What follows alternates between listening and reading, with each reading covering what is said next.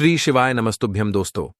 16 जुलाई 2025 सावन बुधवार षष्ठी तिथि के दिन एक हल्दी दीपक से कर लेना ये एक उपाय होगी। हर मनोकामना पूरी मिलेगी। सभी दोषों से मुक्ति, इतना धन आएगा कि संभाले नहीं संभलेगा। भगवान भोलेनाथ जी के आशीर्वाद से पूरे साल धन बरसता रहेगा दोस्तों।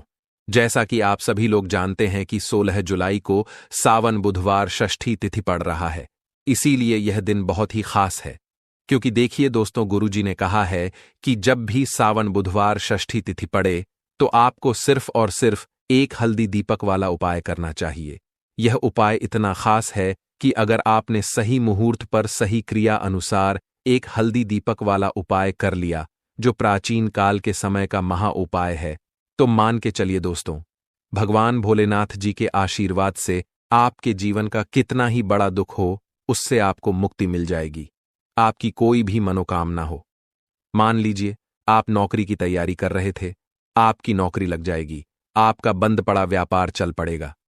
जिस बीमारी से आप बहुत दिनों से परेशान थे, उस बीमारी से आपको मुक्ति मिल जाएगी। आपके जीवन में धन आना शुरू हो जाएगा। आपके जीवन में धन आने के सारे रास्ते खुल जाएंगे। और मान के चलिए दोस्तों, फिर आपको किसी भी प्रकार की परेशानी का सामना नहीं करना पड़ेगा। इसीलिए दोस्तों, इस दिन आप लोगों को इस वाले उपाय को जरूर कर लेना है। भले ही आपने पूरे साल भर इस उपाय को ना किया हो, पर अगर आपने इस सावन बुधवार षष्ठी तिथि के दिन अगर इस वाले उपाय को कर लिया, तो आपको इस उपाय को करने का वह फल मिलेगा जिसकी आपने कभी कल्पना भी नहीं करी होगी। इसीलिए आप लोग इस एक हल्दी दीपक वाले उपाय को एक बार जरूर कर लेना, ताकि आप लोगों के हाथ से यह मौका ना जा सके और आपको इस उपाय को करने का फल मिल सके। दोस्तों, यह उपाय पंडित जी ने अपनी अभी की ही शिव महापुराण की कथा में बताया है, जो इस उपाय को आज हम आपको बहुत अच्छे से समझाने वाले हैं। इस वीडियो को देखने के बाद इस उपाय को समझने के लिए आपको कोई और वीडियो को देखने की जरूरत नहीं पड़ेगी। तो चलिए दोस्तों, उपाय को शुरू करते हैं।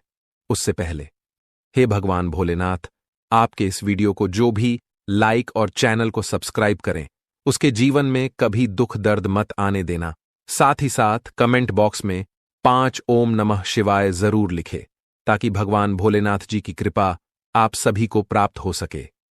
इसी के साथ मैं आप सभी को बता दूं कि आप लोग वीडियो को पूरा नहीं देखते हो, काट काट कर देखते हो और गलत गलत उपाय को कर लेते हो, तो आपसे निवेदन है कि वीडियो को पूरा जरूर देखें। देखिए दोस्तों, यह सावन बुधवार षष्ठी तिथि का दिन, यह इतना खास होता है, इतना महत्वपूर्ण होता है। देखा गया है कभी कभी बड़े बड़े पूजा पाठ अनुष्ठान से जो मनोकामना पूर्ण नहीं होते, वह सावन बुधवार षष्ठी तिथि के दिन एक छोटे से उपाय करने से ही आपकी मनोकामना पूर्ण हो जाती है। और बहुत सारे लोगों ने इस उपाय को किया भी है और उनको इस उपाय को करने का फल भी जरूर मिला है। अगर आप लोग भी इस उपाय को करना चाहते हैं, तो आप इस उपाय को पहले अच्छे से समझ लेना, सुन लेना, उसके बाद करना। आपको इस उपाय का फल जरूर मिलेगा। और इस उपाय को कर लेने से आपके घर में चाहे किसी भी प्रकार की दुख और समस्या क्यों ना चल रही हो, आपको उसका कारण भी नहीं पता है कि भाई यह समस्या किस कारण से चल रही है। उसका कुछ भी कारण हो सकता है, जैसे पितृदोष हो सकता है या किसी भी तरह का मंगल दोष भी हो सकता है। तो इस दिन आप लोगों को यह वाला उपाय कर लेना है। यह एक ऐसा उपाय है जिस उपाय को अगर किसी विशेष दिन पर किया जाए, तो भाई उस विशेष दिन का जो है वह तो हमें मिलता ही मिलता है।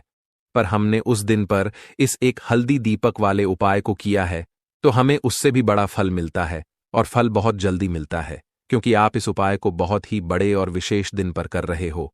तो चलिए अब उपाय के बारे में बात करते हैं। लेकिन उससे पहले आप लोगों को यह जानना आवश्यक है कि आखिर यह उपाय किस समय करना है, किसको करना है और कैसे करना है। तो चलिए हम आगे आपको वीडियो में एक एक करके बता देते हैं। तो दोस्तों, इस एक हल्दी दीपक वाले उपाय को हमें इस सावन बुधवार षष्ठी तिथि के दिन कैसे करना है, किसको करना है, किस समय करना है और कहां पर करना है, ये सारे सवालों के जवाब आपको इस वीडियो में मिल जाएंगे। और जो ये वीडियो देखेगा भाई, उसको एक हल्दी दीपक वाला उपाय जरूर करना चाहिए, क्योंकि इस दिन शत्रुओं और किसी भी दोष, किसी भी बीमारी से मुक्ति पाने के लिए एक हल्दी दीपक का बहुत ही बड़ा और विशेष महत्व होता है। और जब बात आ जाए एक हल्दी दीपक की, तो यह सोने पर सुहागा वाली बात हो जाती है और यह एक बहुत ही बड़ा उपाय हो जाता है।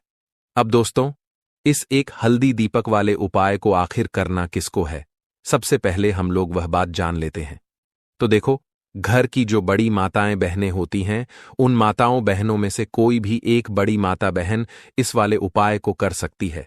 और दोस्तों, अगर आप चाहे तो अपने घर में से सभी सदस्यों को भी इस उपाय को करवा सकते हैं।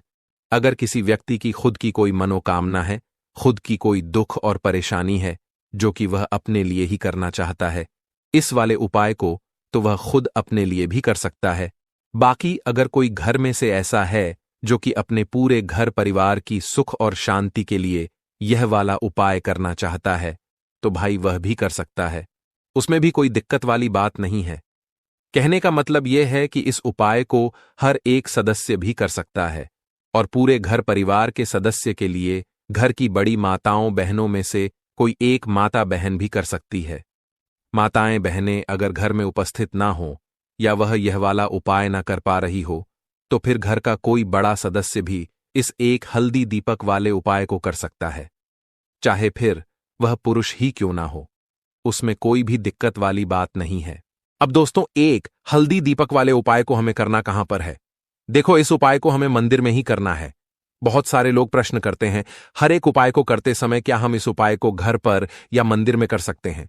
देखो, तो इस वाले उपाय को आप मंदिर पर करोगे तो अच्छा रहेगा, घर में नहीं करना है इस वाले उपाय को। उसके बाद में दोस्तों, जो अगला प्रश्न निकल कर आता है वह यह आता है इस उपाय को लेकर कि आखिर इस उपाय को हमें किस समय करना है, सुबह के समय करना है कि शाम के समय करना है? तो देखो, इस वाले उपाय को आप लोग सुबह के समय भी कर सकते हो और शाम के समय प्रदोष काल में भी कर सकते हो। अब अगर आप पूछो कि भाई साहब, सबसे उत्तम समय कौन सा रहेगा इस एक हल्दी दीपक वाले उपाय को करने का, तो हम आपसे बस यही कहेंगे कि इस उपाय को आप शाम के समय करेंगे तो ज्यादा बेहतर होगा, क्योंकि सावन बुधवार षष्ठी तिथि का दिन है और इस दिन प्रदोष काल के बहुत महत्व होता है। बाकी अगर सुबह के समय भी करेंगे तो भी अच्छा होगा, उसमें कोई भी दिक्कत वाली बात नहीं है। तो अब दोस्तों, जो अगली सबसे बड़ी और महत्वपूर्ण बात आती है वह यह आती है कि सुबह अगर हम उपाय को करेंगे तो हमें कितने बजे से लेकर कितने बजे तक के बीच में करना है, और शाम के समय प्रदोष काल में करेंगे तो हमें कितने बजे से लेकर कितने बजे के बीच में करना है। तो देखो, सुबह जितनी जल्दी हो सके आप उपाय को करने की कोशिश करना। बाकी अगर किसी कारणवश लेट भी हो जाओ, थोड़ी देर भी हो जाए तो देखो, सुबह जितनी जल्दी हो सके आप उपाय को करने की कोशिश करना। बाकी अगर किसी कारणवश लेट भी हो जाओ, थोड़ी देर भी हो जाए, तो 10 या 11 बजे तक भी आप उपाय कर लेना, पर 12 बजे से ज्यादा देरी ना हो। ठीक है, इस बात का ध्यान रखना। उसके बाद में दोस्तों, अगर शाम के समय प्रदोष काल की बात करें, प्रदोष काल का जो समय होता है वह शाम के 6 बजे से शुरू हो जाता है। मतलब शाम के 6 बजे से लेकर 7 बजे के बीच का जो समय होता है, ये समय प्रदोष काल का समय होता है। इस उपाय को 7 बजे या 8 बजे के बीच में भी कर सकते हो। मतलब शाम के 6 बजे से रात 8 बजे के बीच में आप कभी भी इस वाले उपाय को कर सकते हो, उसमें कोई भी दिक्कत वाली बात नहीं है। परंतु 16 जुलाई सावन बुधवार षष्ठी तिथि के दिन कोशिश करना कि समय के अंतर्गत ही कर लो। किसी कारणवश ना कर पाओ तो थोड़ा देरी से भी कर सकते हो। तो चलिए, अब हम अपने सबसे पहले उपाय की बात कर लेते हैं। तो दीपक वाला उपाय करने के लिए आपको सबसे पहले जरूरत पड़ेगी एक दीपक। अब यह एक दीपक बुधवार की रात अपने घर में इस जगह पर जला देना, बड़े से बड़ा शत्रु भी घुटने टेक देगा। दोस्तों, जैसा कि आप सभी जानते हैं, मार्गशीर्ष महीने की बुधवार के दिन बहुत ही शुभ संयोग बन रहे हैं, और इस दिन अगर आप 11 लौंग और 1 कपूर अपने घर में जलाते हैं तो शत्रुओं से हमेशा के लिए आपको छुटकारा मिल जाएगा। अब देखिए, किसी भी व्यक्ति के जीवन में जब शत्रु से परेशान करते हैं तो वह व्यक्ति अपने जीवन में दुखों से बहुत परेशान हो जाता है। शत्रु हमेशा कुछ ना कुछ ऐसा करवाते हैं जिसके बाद नजर दोष लगती है और अच्छा खासा काम भी बिगड़ने लगता है। व्यापार में मद्दा आने लगता है, लोगों की तबीयत खराब होने लगती है। जरूरी नहीं है कि सामने वाला व्यक्ति जैसा दिखता है वैसा हो। देखिए, बहुत सारे लोग हैं जो बहुत अच्छे होते हैं, है ना? लेकिन कुछ लोग ऐसे होते हैं जो कब आपके शत्रु बन जाते हैं आपको खुद भी पता नहीं चलता है। एक तो वह शत्रु होते हैं जो सामने से सीधे सीधे हम पर वार करते हैं, है ना? एक शत्रु ऐसे भी होते हैं जो कि पीठ पीछे कुछ होते हैं और सामने से कुछ होते हैं। है नाना। तो ऐसे शत्रु होते हैं गुप्त शत्रु, और ऐसे शत्रुओं से हमेशा आपको बचकर रहने की जरूरत होती है। आप अपने शत्रुओं को शांत भी कर सकते हैं, और इस उपाय को करने से आपको शत्रुओं से छुटकारा भी मिल जाएगा। लौंग जो होती है, यह शिविर शक्ति का स्वरूप होती है, और आप सभी जानते हैं कि महादेव जिसके साथ हो ना, साक्षात काल भी आकर उसका कुछ बिगाड़ नहीं पाता है। अच्छा, बुधवार का जो दिन होता है, यह इतना उत्तम होता है कि आप इस दिन अपने पितरों को प्रसन्न कर सकते हैं, धन प्राप्ति के लिए उपाय कर सकते हैं, और शत्रुओं से भी छुटकारा पा लेते हैं। जब 11 लौंग का उपाय और 1 कपूर का उपाय अपने घर पर करते हैं, तो बात कर लेते हैं सबसे पहले उपाय की, जो कि पितरों को प्रसन्न करने के लिए है। देखिए, पितृ जब किसी से नाराज हो जाते हैं, ना तो उस व्यक्ति के जीवन में बीमारियां, दुख, धन की समस्याएं लगातार बढ़ती हैं, तो कोशिश करें कि हमेशा मावस के दिन आप अपने पितरों को प्रसन्न करने के लिए उपाय करें। अच्छा, पितृदोष अगर घर में जरा सा भी होता है ना, तो सबसे ज्यादा कष्ट जो आता है वह बच्चों के जीवन पर आता है। बच्चों का मन पढ़ाई में नहीं लगता है, उन्हें आसानी से जीवन में सफलता नहीं मिलती है। बहुत सारे लोगों के यहाँ संतान को लेकर बहुत समस्याएं होती हैं कि संतान नहीं हो रही है ना। तो पितरों को प्रसन्न करने के लिए आपको इस दिन क्या करना है कि सूर्य भगवान को अर्घ देना है।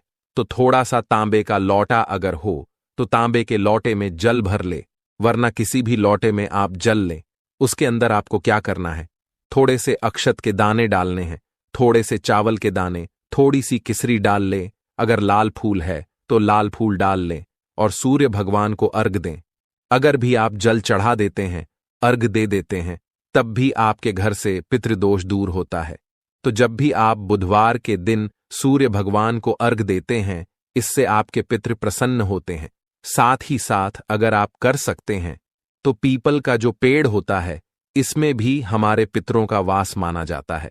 तो आपको क्या करना है कि एक लोटे में या किसी भी बर्तन में आपको जल लेना है, उसमें थोड़े से आपको काले तिल के दाने डालने हैं, काला तिल डालना है।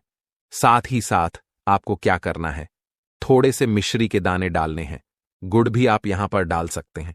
अब यह मीठा जल आपको पीपल के पेड़ में चढ़ाना है। आपके घर के आसपास जहां भी पीपल का पेड़ हो, आप बुधवार के दिन सुबह के समय में पीपल की जड़ में यह मीठा जल चढ़ाएं और अपने पितरों से क्षमा याचना करें।